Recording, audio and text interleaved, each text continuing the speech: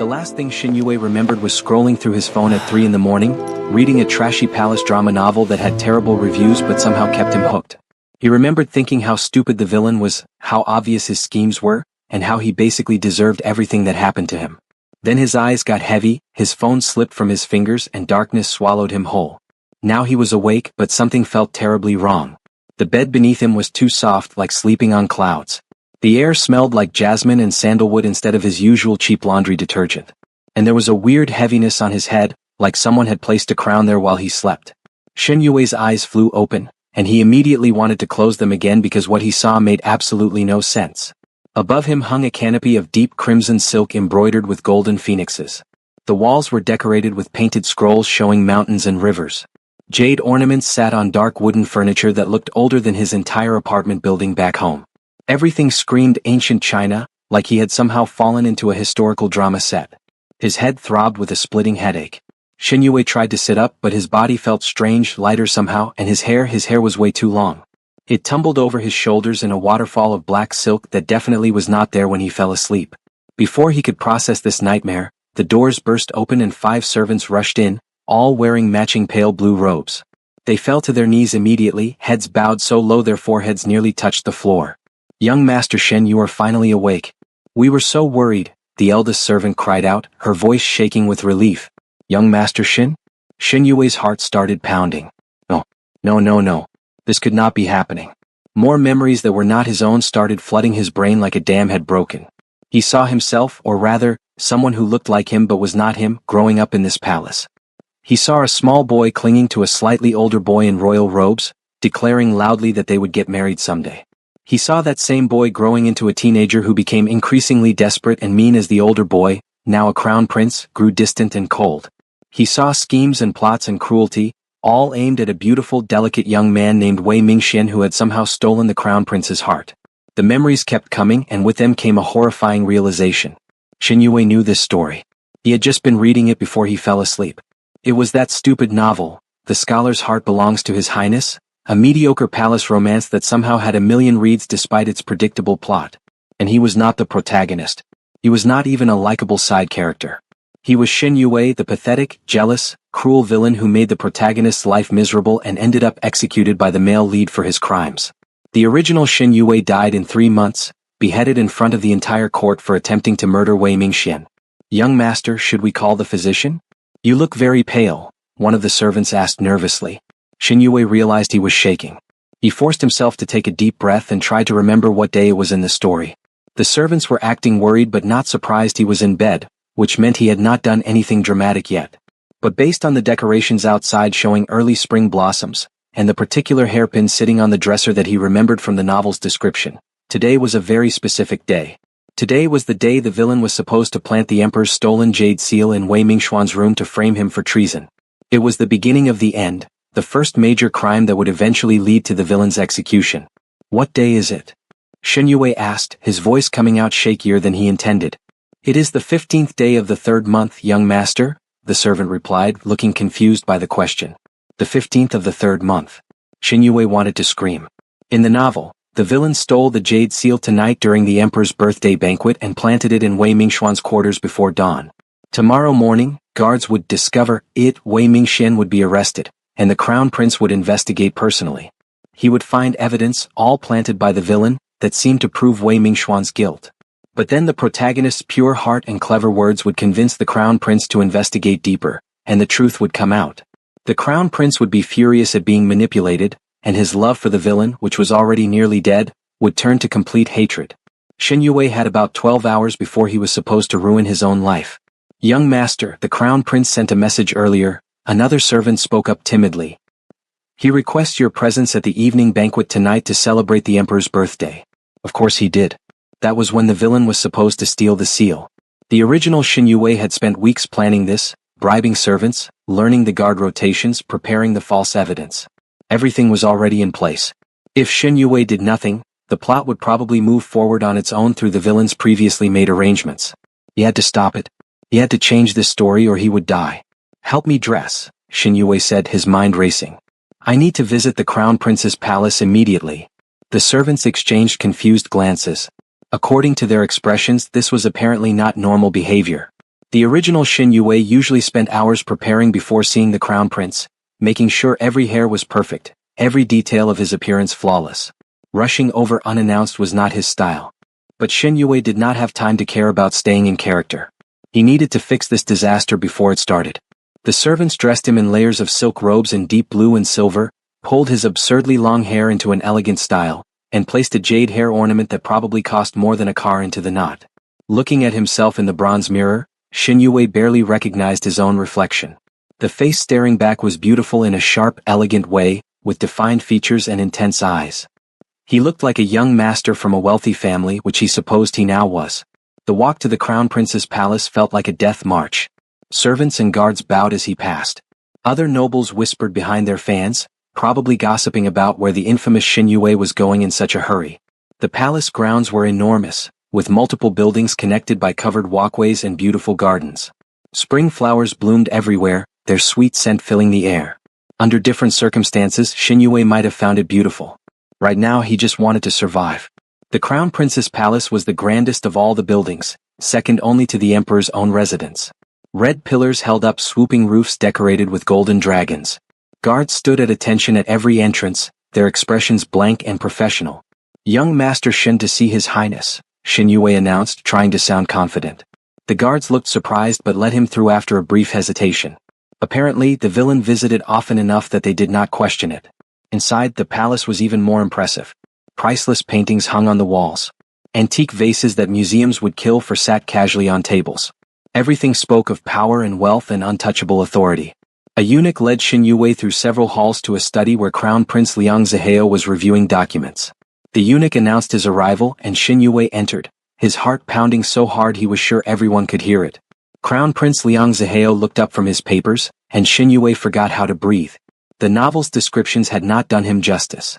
Liang Zihao was tall and powerfully built, with the kind of presence that filled a room. His face was all sharp angles and strong features, handsome in a way that was almost intimidating. His dark eyes were intelligent and calculating, missing nothing. His long black hair was pulled back in a high ponytail, held with a silver crown decorated with dragons. He wore dark formal robes that somehow made him look even more imposing. He was absolutely terrifying, and according to the novel, he would be the one to order Shin Yue's execution in 3 months. "Yue," Liang Zihao said, his voice deep and measured.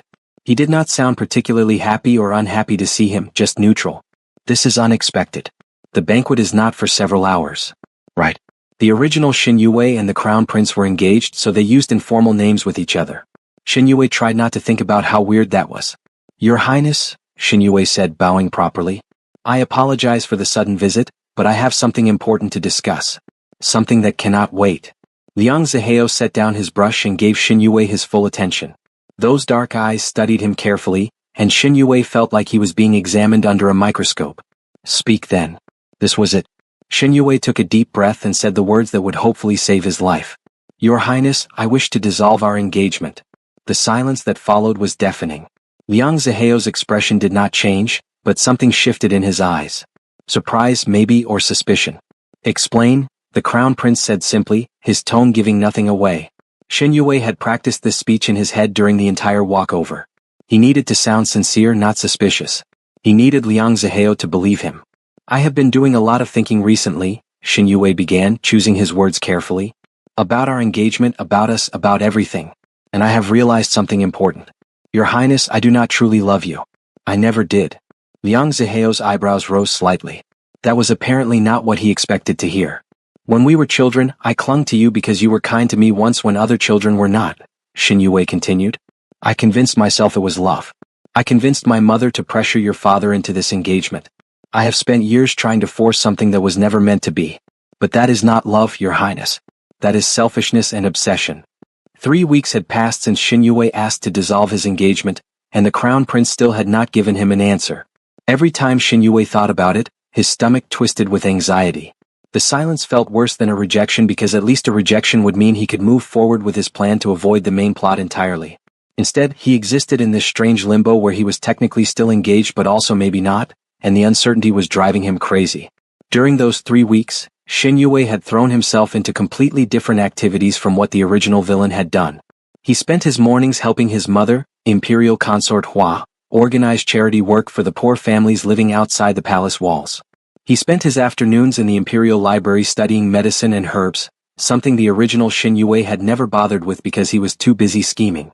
And he spent his evenings having quiet dinners with his mother, listening to her stories about the palace and learning which people could be trusted and which could not.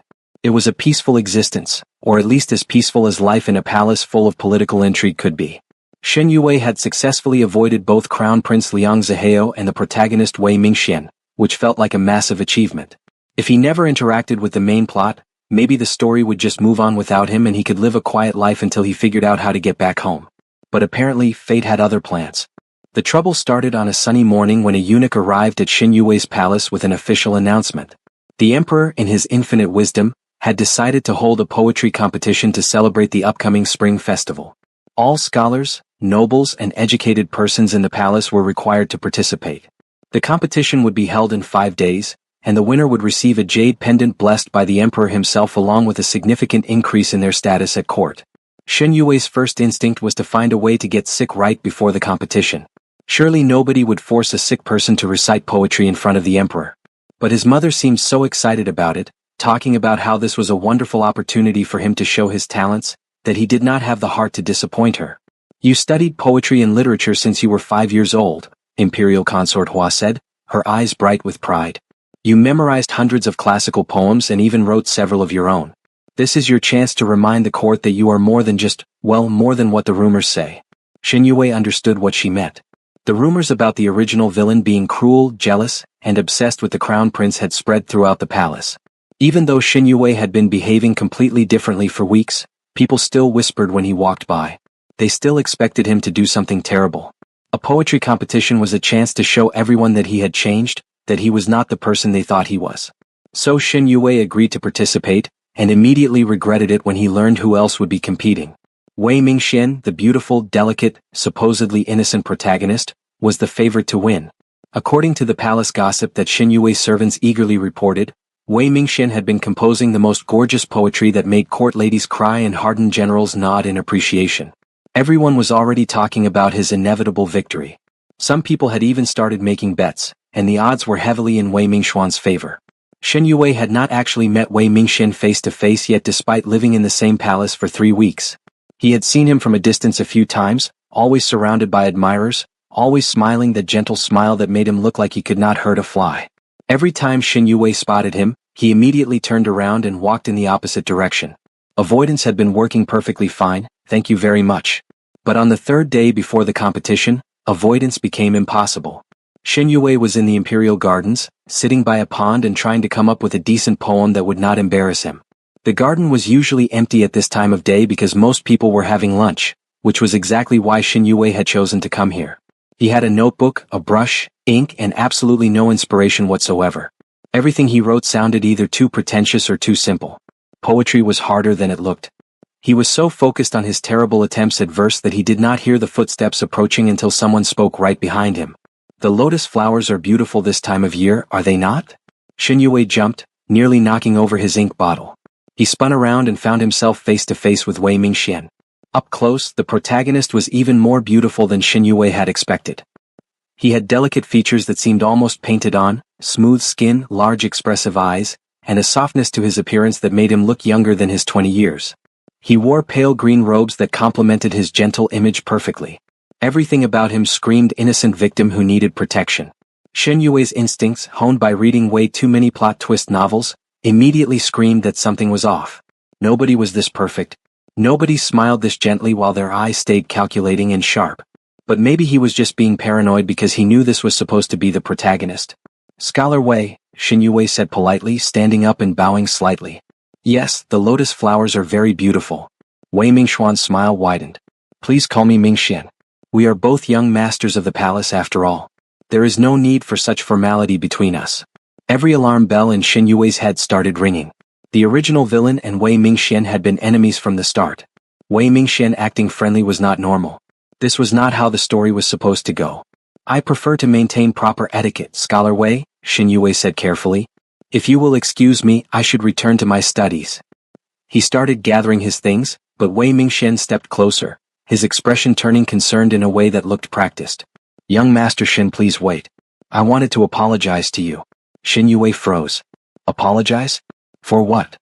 I know there have been misunderstandings between us, Wei Mingxian said, his voice soft and sincere. I know you felt threatened when I arrived at the palace because of your engagement to His Highness. I never intended to come between you. I hope we can start fresh and perhaps even become friends. This was wrong.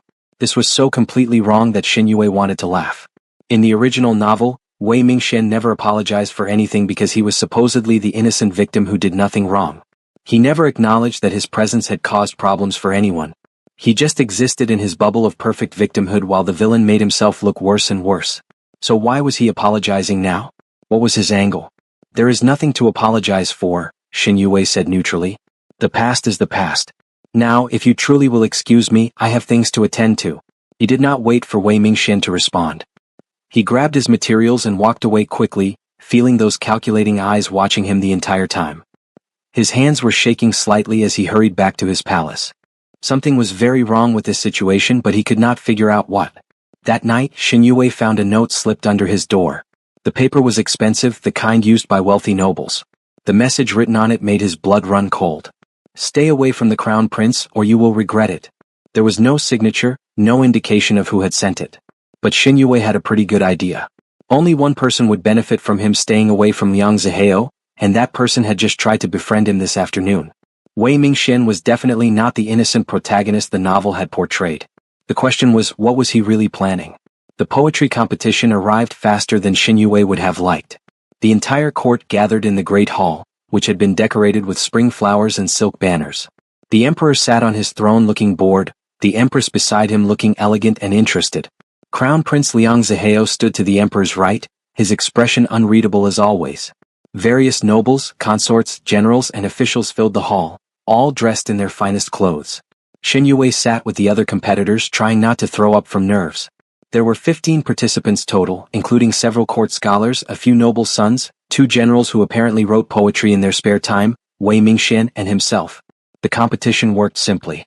Each person would recite or read an original poem. The emperor and a panel of judges would evaluate them based on technique, emotion and creativity. The winner would be announced at the end. Wei Mingxian went fifth. He stood gracefully in the center of the hall, looking like a painting come to life, and recited a poem about spring blossoms and new beginnings. His voice was melodic and perfectly modulated. The imagery was beautiful, comparing flowers to hope and growth to love.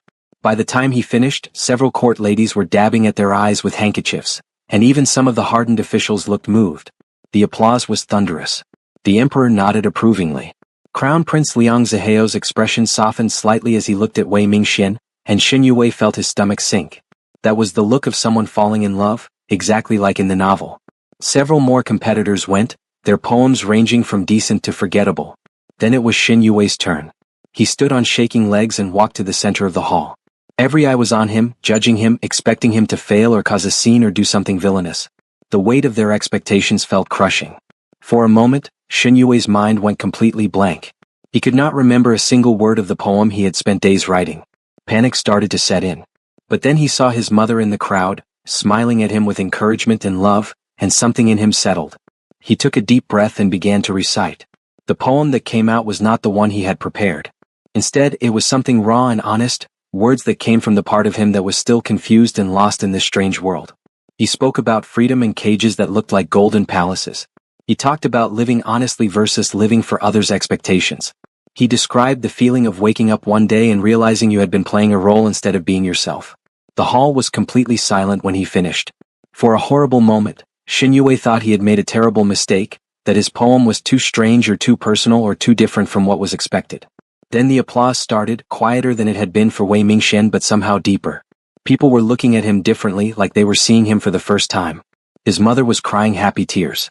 And Crown Prince Liang Zihao was staring at him with an expression of complete surprise. The competition continued, but Xin Yue barely paid attention to the remaining participants. His heart was still racing from his performance. He kept replaying his words in his head, wondering if he had revealed too much, if people would figure out that he was not really the original Xin Yue. When all the competitors had finished, the judges deliberated for what felt like hours but was probably only 20 minutes. Finally, the head judge stood and announced the results. The emperor has decided that this competition has produced 2 works of exceptional merit. Therefore there will be 2 winners this year. Scholar Wei Mingxian for his masterful technique and beautiful imagery, and young Master Xin Yue for his profound honesty and emotional depth. Both will receive the jade pendant and the emperor's favor. The hall erupted in surprised chatter. 2 winners was unprecedented. Xin Yue felt numb as he walked forward with Wei Mingxian to receive their pendants from the emperor himself. Wei Mingxian was smiling, but when Xin Yue glanced at him, he saw something ugly flash in those supposedly innocent eyes. Anger, maybe, or frustration that he had to share his victory. The celebration banquet following the poetry competition should have been a joyful occasion, but Xin Yue could not shake the feeling that something terrible was about to happen. The great hall had been transformed into a festive space with hundreds of lanterns casting warm light over tables laden with delicious food and expensive wine. Musicians played soft melodies in the corner while servants moved efficiently between guests, refilling cups and presenting new dishes. Everyone seemed relaxed and happy, celebrating the successful competition and the emperor's generosity in naming 2 winners instead of 1. Xin Yue sat at a table with his mother, Imperial Consort Hua, who kept squeezing his hand under the table and whispering how proud she was of him. Her joy was genuine and infectious, and for brief moments, Xin Yue allowed himself to forget his worries and just enjoy her happiness. Around them, nobles and officials chatted about the competition, many of them stopping by their table to congratulate Xin Yue on his unexpected victory. The attention was overwhelming but not entirely unpleasant. People were looking at him with respect instead of suspicion for the first time since he had arrived in this world. Wei Mingxian sat several tables away, closer to the emperor's platform, surrounded by admirers praising his beautiful poetry. Crown Prince Liang Zihao sat near Wei Mingxian, not quite next to him but close enough that their conversation was easy and frequent. Xin Yue tried not to watch them, tried not to care about the way Liang Zihao smiled slightly when Wei Mingxian said something amusing. Should not matter. Xin Yue had asked to end their engagement. He had no claim on the Crown Prince's attention or affection. And yet, some part of him, maybe a leftover from the original Xin Yue's memories, felt a pang of something uncomfortably close to jealousy. A servant appeared at Xin Yue's elbow carrying a tray with a single cup of wine. The cup was made of white jade, far more expensive than the ceramic cups everyone else was using. The wine inside was a deep amber color, clearly premium quality. Young Master Xin, this wine is a gift from an admirer who wishes to congratulate you on your victory, the servant said, bowing deeply as he presented the cup. Xin Yue looked at the wine suspiciously. Something about this felt wrong. The servant's hands were shaking slightly, and he would not meet Xin Yue's eyes. Alarm bells started ringing in Xin Yue's head, loud and insistent. Which admirer sent this? Xin Yue asked casually, not touching the cup yet. The servant's face paled. They wish to remain anonymous, young master. That confirmed it. Something was definitely wrong. Xin Yue remembered the threatening note he had received, remembered Wei Mingxuan's fake friendliness and the calculating look in his eyes. He remembered how in the original novel, the villain had tried to poison Wei Mingxian at a banquet, though the details had been vague. What if the story had been twisted? What if Wei Mingxian was actually the one doing the poisoning? How thoughtful, Xin Yue said, taking the cup but not drinking from it. Please convey my thanks to this anonymous admirer. The servant bowed and hurried away, looking relieved to escape. Xin Yue pretended to admire the wine, swirling it gently in the cup while his mind raced. He needed to test it somehow without making a scene. There was a potted plant next to their table, some decorative flowering shrub that the palace gardeners had brought in for the banquet. While his mother was distracted talking to another consort, Xin Yue carefully poured the wine into the plant's soil, making sure nobody saw him do it. Less than 5 minutes later, chaos erupted. Wei Mingxian suddenly gasped loudly, clutching at his throat. His face turned red then pale. He tried to stand but collapsed back into his seat, making horrible choking sounds. The entire hall went silent for one shocked moment before exploding into panic. Poison, someone screamed. Scholar Wei has been poisoned. Guards rushed forward. Physicians who had been attending the banquet ran to Wei Mingxuan's side. Crown Prince Liang Zihao was there in an instant, catching Wei Mingxian as he slumped sideways, his face twisted in apparent agony. The Crown Prince looked absolutely terrified, all his usual composure shattered as he held the supposedly dying protagonist in his arms. Save him.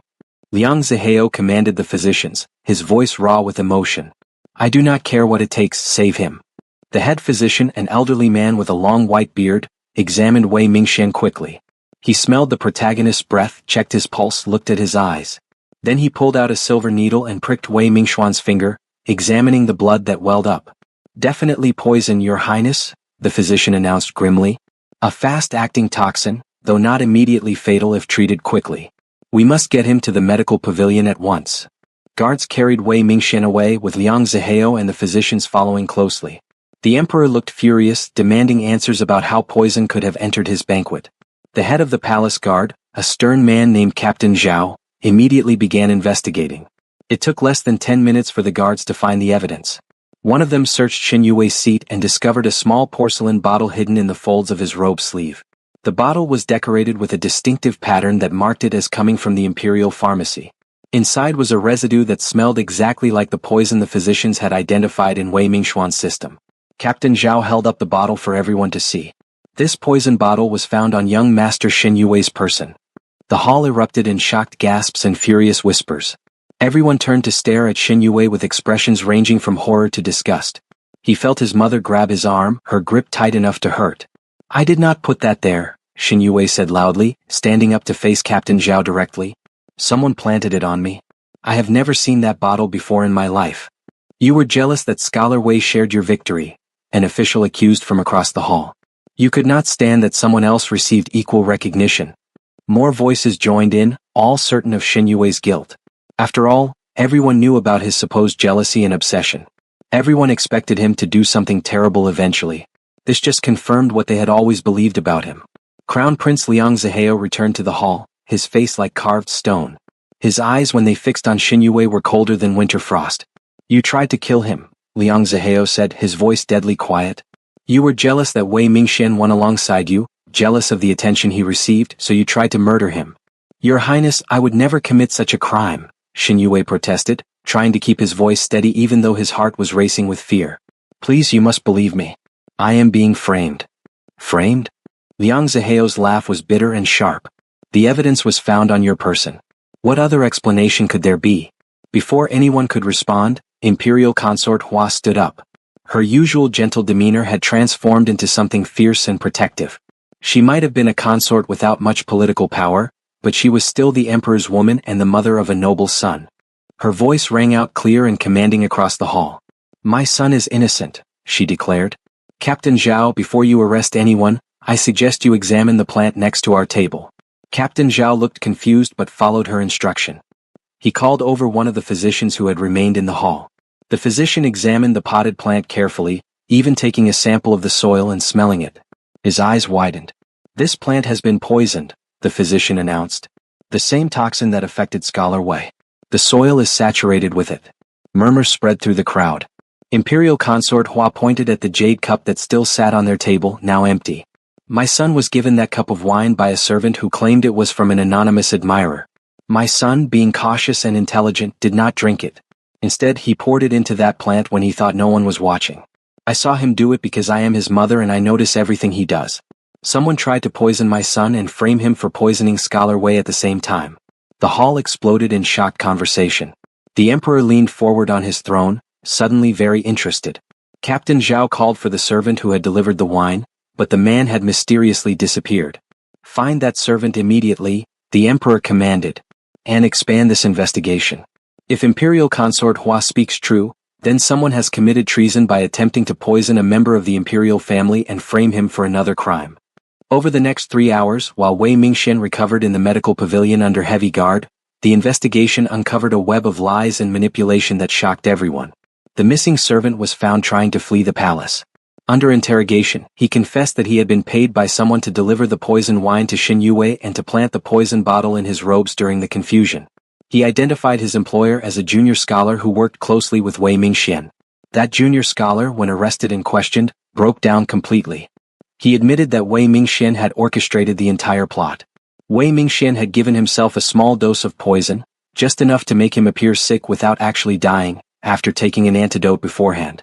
The plan was to blame Xin Yue for the poisoning while simultaneously eliminating him with the poisoned wine. If Xin Yue had drunk the wine and died, it would have looked like suicide from guilt. If he had not drunk it but still been found with the poison bottle, he would have been executed for attempted murder. But there was more. Much more. Once the investigation started digging deeper, they found evidence of months of manipulation. Letters written in code that, when decoded, showed Wei Mingxian had been bribing servants to spread rumors about Xin Yue being cruel and violent. Testimony from maids who had been threatened into lying about seeing Xin Yue do terrible things he had never actually done. records of payments made to create false evidence of various crimes. A particularly damning piece of evidence came from an unexpected source. General Feng Bowen, the kingdom's most respected military leader, came forward with documents he had been quietly collecting for weeks. General Feng was a man of about 30 years with a scarred face and serious demeanor who rarely involved himself in palace politics. But apparently he had been watching Wei Mingxuan's schemes unfold and had been gathering proof. "I have suspected Scholar Wei's true nature for some time," General Feng reported to the emperor, presenting his carefully organized evidence. "I began investigating when I noticed discrepancies in the stories being told about young Master Shen. The same servants who claimed to witness his cruelty could never provide consistent details. Their testimonies changed depending on who asked and when. That suggested coaching and fabrication. The general's evidence included records of secret meetings between Wei Mingxian and various servants, copies of threatening letters Wei Mingxian had sent to people who refused to cooperate with his schemes, and even testimony from a former accomplice who had grown guilty and wanted to confess. The final, most damning revelation came when physicians examined Wei Mingxian more carefully during his recovery. They found the antidote still in his system, proof that he had prepared for the poison beforehand. When confronted with all the evidence, Wei Mingxuan's gentle mask finally cracked. The trial was held 2 days later in the throne room with the full court present. Wei Mingxian stood in chains before the emperor, no longer looking delicate and innocent. His face was twisted with rage and bitterness. "Why did you do this?" Crown Prince Liang Zihao asked, his voice filled with betrayal and hurt. "I showed you kindness. I welcomed you to this palace. Why would you hurt innocent people and manipulate me?" Wei Mingxian laughed, the sound harsh and ugly. "Innocent? Shen Yue was never innocent. He had everything. Wealth, status, a powerful mother, and most importantly, he had you. Everyone talked about your engagement to him constantly. No matter how talented I was, no matter how perfect I acted, you still thought about him. I had to destroy him so you would finally see only me." "So you lied about him," the emperor said coldly. "You poisoned yourself and tried to poison him. You manipulated my son's feelings and endangered the entire court with your schemes." "I did what I had to do," Wei Mingxian shouted. "Love requires sacrifice. I sacrificed my honor, my honesty, everything to make the crown prince love me. And it would have worked if Shen Yue had not changed. He was supposed to be the villain. He was supposed to act predictably so I could destroy him properly. But he ruined everything by becoming different." The confession was damning. The emperor's face darkened with fury. Crown Prince Liang Zihao looked like someone had stabbed him in the heart. He had been completely fooled by Wei Mingxuan's act, had been ready to believe the worst about Shen Yue based on lies. The emperor's judgment was swift and absolute. "Wei Mingxian, for your crimes of deception, attempted murder, poisoning, manipulation of the crown prince, and treason against a member of the imperial family, you are hereby stripped of all titles and privileges. You are banished from this kingdom forever. You have 1 week to leave our borders. If you are found within our territory after that time, you will be executed immediately." Guards dragged the screaming Wei Mingxian away. The hall remained silent for a long moment after he was gone. Then the emperor turned to Shen Yue, who had been standing quietly through the entire trial. "Young Master Shen Yue, you have been gravely wronged by this court and by those who believed lies about you without investigation. I offer my sincere apologies and ask what compensation you would accept for the injustice done to you." Shen Yue bowed deeply. "Your Majesty's recognition of the truth is compensation enough. I ask for nothing more." But someone else had something to ask. Crown Prince Liang Zihao approached Shen Yue after the trial ended. The crown prince, who always stood tall and confident, actually knelt down in front of him. Gasps echoed through the hall. A crown prince kneeling was almost unheard of. "Shen Yue, I wronged you more than anyone," Liang Zihao said, his voice raw with emotion. "I believed lies without questioning them. I let my own feelings blind me to the truth. I hurt you with my coldness and suspicion when you had done nothing to deserve it. I almost allowed an innocent person to be executed because I did not investigate properly. Can you ever forgive me?" Shen Yue gently helped Liang Zihao stand. "Your Highness, I forgive you.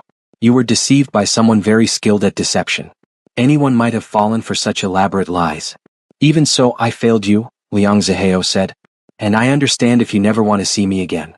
I will tell my father to officially end our engagement as you requested. You deserve to be free of any connection to someone who treated you so poorly." "Thank you, Your Highness," Shen Yue said softly. "I wish you happiness and better judgment in the future." Before anyone could say more, General Feng Bowen stepped forward. The scarred warrior bowed respectfully to the crown prince before turning to Shen Yue.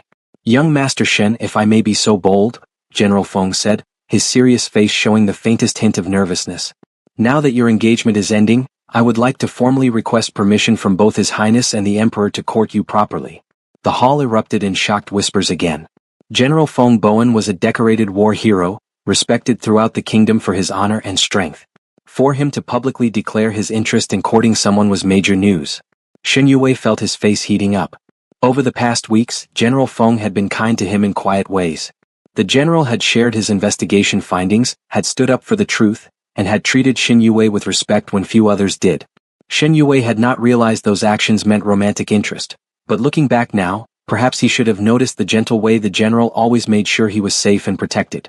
I would like that very much, General Feng, Shen Yue said, unable to stop the smile spreading across his face. Crown Prince Liang Zihao looked surprised but then smiled genuinely for the first time in the entire trial. You have my blessing, General Feng. You are an honorable man. Take care of him.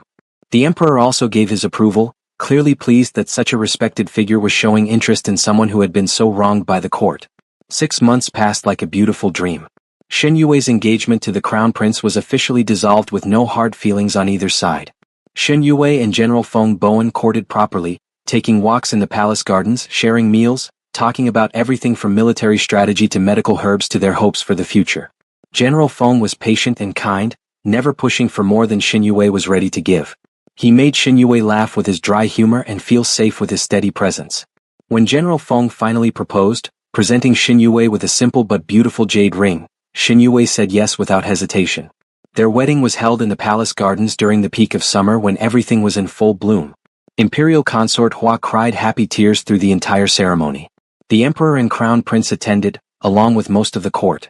Even servants who had once whispered cruel rumors about Shen Yue came to celebrate his happiness. Shen Yue wore red and gold robes, traditional for weddings. General Feng wore his formal military uniform with all his medals and honors displayed.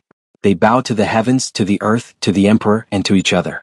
When the ceremony finished and they were officially married, General Feng pulled Shen Yue close and kissed him gently while everyone cheered. Shen Yue became a palace physician officially, using the medical knowledge he had studied to help people. He established a clinic that treated both nobles and common people, believing everyone deserved good health care. General Feng continued his military duties but always came home to his husband, bringing stories and small gifts from his travels. Crown Prince Liang Zihao, having learned his lesson about trusting appearances, eventually fell in love with a visiting prince from a neighboring kingdom. The foreign prince was bold and honest, unafraid to challenge Liang Zihao's opinions and make him laugh. Their relationship was built on truth and mutual respect, everything the fake relationship with Wei Mingxian had not been. Wei Mingxian lived out his exile in a distant province, working as a common clerk. He was not punished beyond his banishment, but he lost everything he had schemed for.